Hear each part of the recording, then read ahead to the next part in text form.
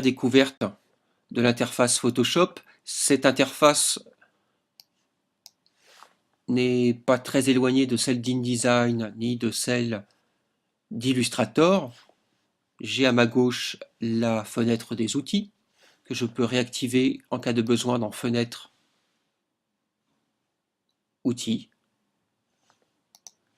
J'ai aussi, je réactive j'ai aussi dans Photoshop des fenêtres qui me seront parfois très utiles, que je peux activer si je ne les vois plus sur le côté droit, que je peux réactiver via le menu Fenêtre. Je vais ouvrir un fichier qui se trouve dans le dossier CTC, donc menu Fichier, Ouvrir. Je vais ouvrir un fichier qui se trouve dans votre dossier CTC PAO 3 semaines du goût, le fichier Greenpeace dessin.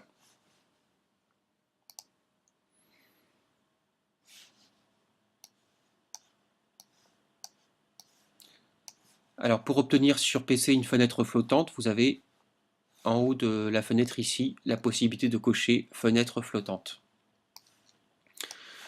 Je peux bien sûr agrandir ou réduire cette image, mais je ne modifierai pas sa qualité.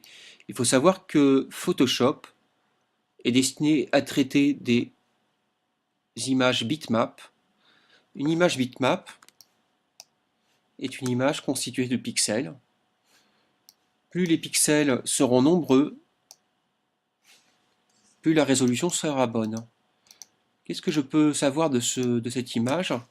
Eh bien, il suffit d'aller, pour connaître ses dimensions, dans le menu Images, taille de l'image.